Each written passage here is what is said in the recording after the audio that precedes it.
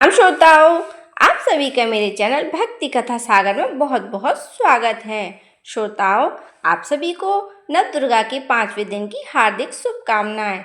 नवदुर्गा में 5वीं नवदुर्गा है स्कंद माता, जिनकी पूजा नवरात्रि के 5वें दिन की जाती है। और आज की इस वीडियो में आप जानेंगे माँ स्कंद माता की पूजा विधि, शुभ मुहूर्त, माँ का प्रिय भोग क्या है, बीज मंत्र क्या है और विशेष खास उपाय के बारे में।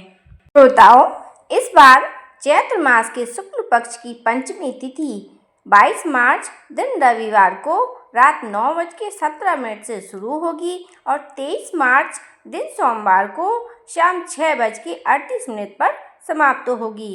इसके बाद में षष्ठी तिथि प्रारंभ हो जाएगी। आज ब्रह्म मुहूर्त यानी 22 मार्च को ब्रह्म मुहूर्त रहेगा 4:54 से 5:42 तक। सूर्योदय का समय रहेगा सुबह 6:31 पर। सूर्यास्त का समय होगा शाम 6:35 पर। कृतिका नक्षत्र रात 8:49 तक रहेगी। बाद में रोहिणी नक्षत्र प्रारंभ हो जाएगा।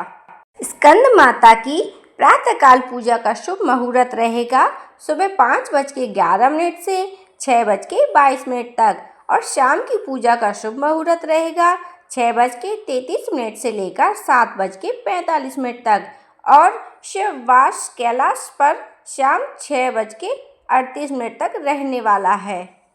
यानी कि भगवान शिव इस समय कैलाश पर वास करेंगे। और अगर शाम के समय स्कंद माता की पूजा करके भगवान शिव का पूजन या शिवलिंग का अभिषेक किया जाए तो स्कंद माता और महादेव की कृपा से मनोवांछित मनोकामनाओं की पूर्ति हो सकती है।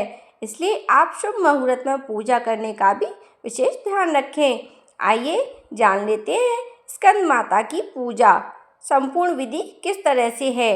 माँ स्कंद माता भगवान कार्तिकेय अर्थात स्कंद भगवान की माता हैं। ममतामयी, ज्ञानदायिनी और सुख समृद्धि प्रदान करने वाली देवी हैं। स्कंद माता की 4 भुजाएं हैं और माँ की गोद में भगवान कार्तिकेय जी विराजमान हैं। माँ शेर की सवारी करती है। माँ की 2 भुजाओं में कमल का पुष्प शोभायमान होता है और इस रूप में माँ समस्त ज्ञान, विज्ञान, धर्म, कर्म और कृषि उद्योग सहित 5 आवरणों से समाहित विद्या वाहिनी दुर्गा भी कहलाती हैं। देवी भागवत पुराण के अनुसार स्कंद माता को पीला रंग अत्यंत प्रिय है।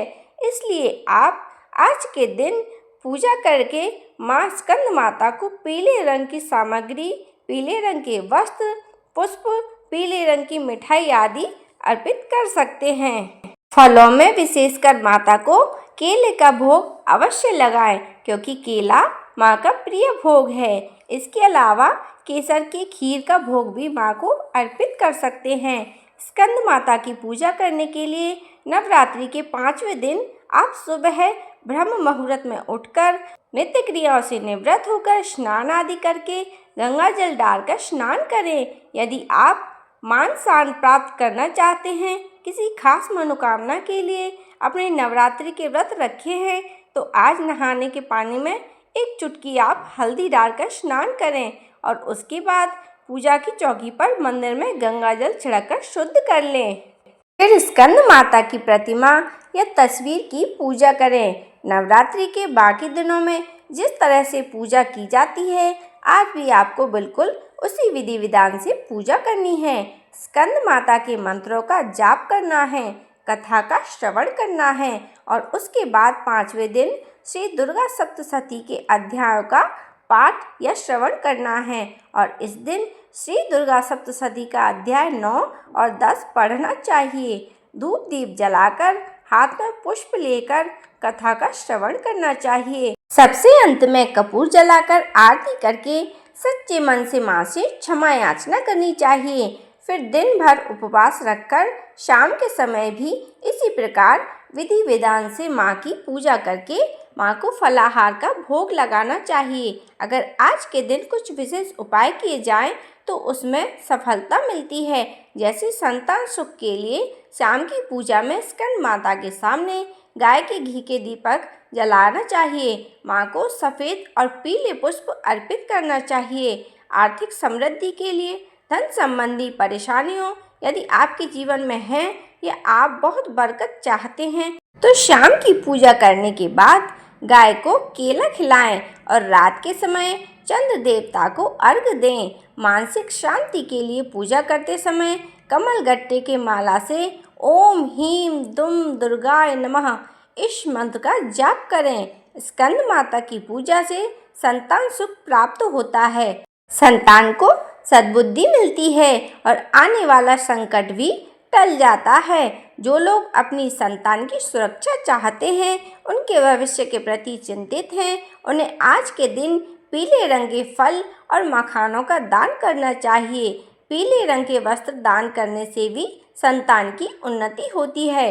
माँ स्कंद माता की पूजा का मंत्र है ओम देवी स्कंद माताय नमः। स्कंद माता का स्तुति मंत्र है या देवी सर्वभूतेषु माँ स्कंद माता रूपेण संस्थिता नमस्तस्यै नमस्तस्यै नमस्तस्यै नमो नमः। तो श्रोताओं, आइए अब हम कथा का श्रवण करते हैं। सतयुग में तारकासुर नामक एक अत्यंत शक्तिशाली दैत्य था। उसने कठोर तपस्या करके भगवान ब्रह्मा जी से वरदान प्राप्त किया कि उसे केवल भगवान शिव के पुत्र द्वारा ही मारा जा सके। उसने सोचा कि भगवान शिव तो वैरागी हैं और विवाह करेंगे नहीं, इसलिए उनका कोई पुत्र भी नहीं होगा। यही सोचकर उसने तीनों लोकों पर आक्रमण कर दिया। स्वर्ग में उसने देवताओं को बंदी बना लिया। उसने अधिकारों से उन्हें वंचित कर दिया। पृथ्वी पर साधु संतों और ऋषि मुनियों पर भी अत्याचार बढ़ा दिया। नरक में भी उसने अपना अधिकार स्थापित कर लिया। तब देवता भगवान विष्णु की शरण में पहुँचे और उनसे इस संकट से मुक्ति दिलाने की प्रार्थना करने लगे। भगवान श्री विष्णु ने कहा, तारकासुर का अंत निश्चित है, क्योंकि शिव जी का विवाह होगा और उनके पुत्र से ही उसका संहार होगा। इधर भगवान शिव ने मां पार्वती की कठोर तपस्या से प्रसन्न होकर उनसे विवाह किया। माता पार्वती ने भगवान शिव को पति रूप में प्राप्त करने के लिए हिमालय पर कठिन तपस्या की। वे सिर्फ केवल बेलपत्र और जल ग्रहण करके तपस्या करती थीं। उनकी भक्ति से भगवान शिव प्रसन्न हुए और उन्हें पत्नी रूप में स्वीकार किया। भगवान शिव और देवी पार्वती जी के विवाह के पश्चात कार्तिकेय अर्थात स्कंद भगवान का जन्म हुआ। स्कंद माता ने भगवान कार्तिकेय जी का पालन पोषण किया। वे सिंह पर सवार होकर कुमार स्कंद को अपनी गोद में रखती हैं। उन्होंने स्कंद भगवान को शस्त्र विद्या सिखाई और उन्हें महाबली योद्धा बनाया। भगवान कार्तिकेय देवताओं की सेना के सेनापति बने और युद्ध के लिए तैयार हुए। जब भगवान स्कंद ने युद्ध भूमि में प्रवेश किया, तब देवता, ऋषि मुनि, गंधर्व और सिद्धगण सभी देवी स्कंद माता की आराधना करने लगे। उन्होंने प्रार्थना की, हे स्कंद माता, आपने इस बालक को जन्म दिया और इसे युद्ध के योग्य बनाया। अब इसकी विजय सुनिश्चित कीजिए। भगवान कार्तिकेय ने तीव्र गति से तारकासुर पर आक्रमण किया। घोर युद्ध हुआ, जिसमें तारकासुर की मायावी शक्तियां भी निष्फल हो गईं। भगवान स्कंद ने अपने दिव्य भाल से उनका वध कर दिया। तारकासुर के मरते ही तीनों लोकों में शांति स्थापित हो गई और सभी देवता मां स्कंद माता की स्तुति करने लगे। इस प्रकार जो भी भक्त सच्चे हृदय से स्कंद माता की पूजा करता है, उसके जीवन में सभी कष्ट दूर हो जाते हैं और उसे शुभ फलों की प्राप्ति होती है। संतान की सुरक्षा, दीर्घायु जीवन के लिए या फिर संतान प्राप्ति की कामना से आज के दिन भक्तों को स्कंद माता का सच्चे मन से पूजन करना चाहिए। यह थी आज की वीडियो स्कंद माता की कथा। सो भक्तों, आपको मेरी ये वीडियो कैसी लगी? अगर आपको ये वीडियो अच्छी लगी तो मेरी वीडियो को लाइक करें, शेयर करें और मेरे चैनल को ज़रूर से सब्सक्राइब करें। वीडियो देखने के लिए आप सभी का बहुत बहुत धन्यवाद।